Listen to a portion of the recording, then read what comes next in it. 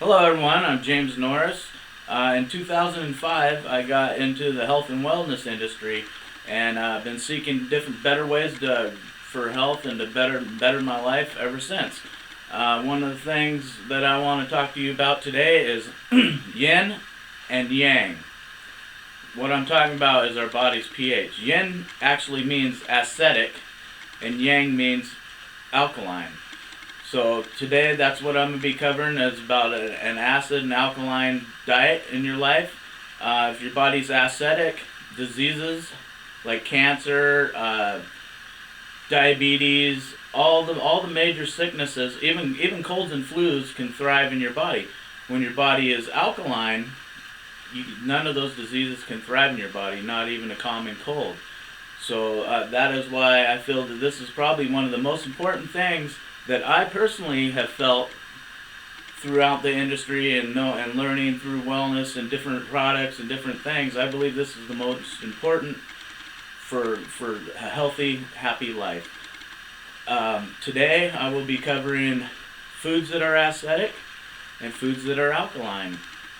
Also, I will be covering a little bit of how to tell different ways you can tell what your body's pH is. A good pH is 7.4. Anything below a 7.0 is considered acidic. Anything above a 7 is considered alkaline. But the normal functioning alkaline should be 7.4.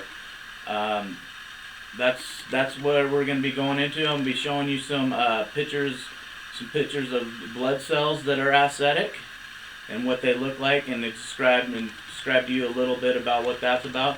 And I'm also going to be showing you blood that's alkaline and showing you the difference. In this first picture I'm showing you, this is a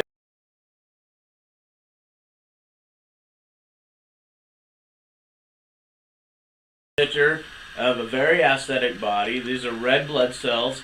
They're all bunched together. That is not the way red blood cells are supposed to work. Red blood cells are supposed to be flowing singly throughout the body.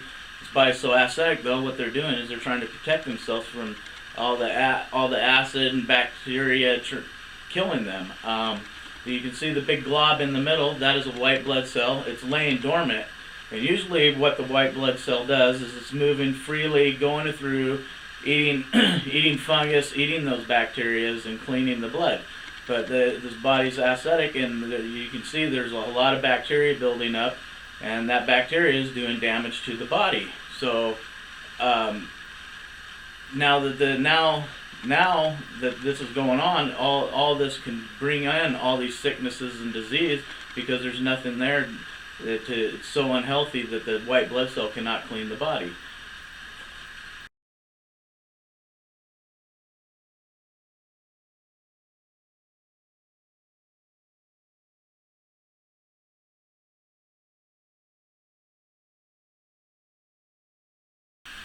In this next picture, this is after the person. This is the same person. It's the same person's blood. This is after they've changed their diet. I think they've been on their diet for about 3 days now of a more alkaline diet. You can see that the red blood cells are flowing freely. You can also see that the white blood cell is starting to open up and starting to identify what it's supposed to do. You can still see that the bacteria is still flowing, but this is a much improvement just after 3 days. The red blood cells are a little clear. They're still anemic at this point, but you can definitely see the big difference here. And this is after just a few days of changing the person's diet and going with a more alkaline diet.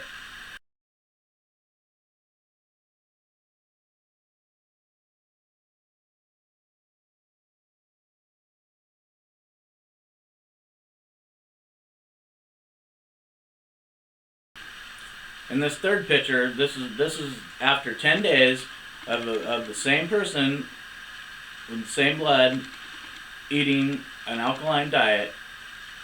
You can see that the red blood cells are still flowing freely. You can see there's hardly any bacteria. The white blood cell in the middle, you can see the little shape is not rough around the edges, and it's starting to work properly.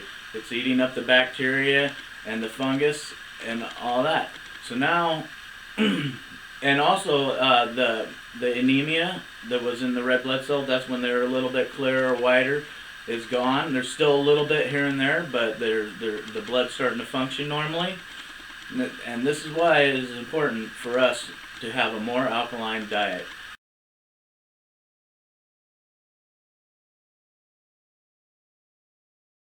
Because when your body's acidic, it just kills itself. It can't fight nothing. It can't fight the common viruses. It can't fight cancer. It can't fight any major disease.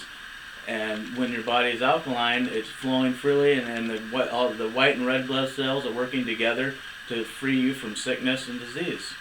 Right now, I'm going to cover a little bit about different foods we can use, that we can eat, that will help our body to be alkaline, and I'm also going to show you some acidic foods too.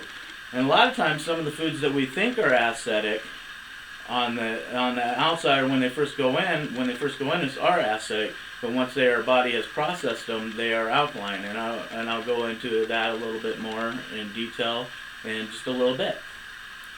Now I'm going to talk a little bit about a book it's the Acid Alkaline Balanced Diet. It's by Felicia Dury Clement. She states in this book that in our diets we should have 60% alkaline and 40% acidic in our diets. She also states, though, if your body's really acidic, that you should start off with an 80% alkaline diet to a 20% acidic diet to rid yourself of the acidic waste in your body. Another thing she states in here, another way to help rid the acidic foods in your body is far infrared heat. Personally, I have a far infrared sauna. It's dry heat. After you get out of there, you feel really clean and refreshed, and it helps get rid of those acidic wastes. She also states in this book that pop is a 2% pH, and it'll take 32 glasses of water to neutralize 1 can of pop in your body. Now I want to talk to you a little bit about I'm just going to name a few of the alkaline foods that are out there, because the list goes on, and I'm going to be providing you with a handout, or in this case for this, I'm going to be giving you a link to a website with a whole list of the alkaline foods and the acidic foods. First off, you see on this little clip that I slipped in here,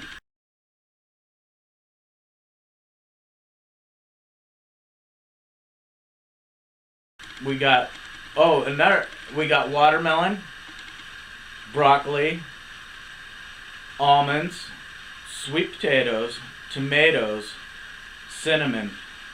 Now, another thing you can do to help increase the alkalinity in your body is calcium. Calcium holds a pH of 12, and also potassium. Those are two really good products to help get your body pH level up.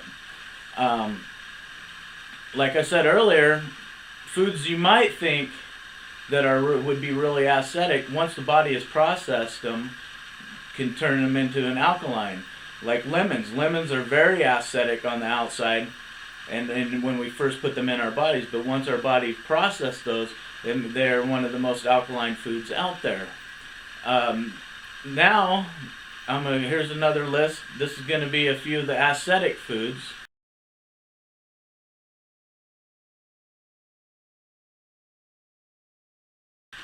Sugar, pop, meats, shellfish, peanuts, corn, and liquor.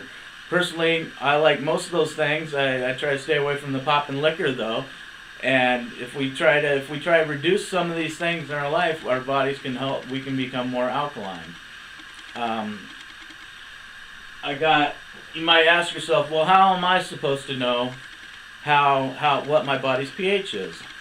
Well, one of the ways you can do this is at the pharmacy or drugstores. You can actually get pH strips. You take the strip out, if I can get one out here. and you just pop it under your tongue for, I think it's 30 seconds.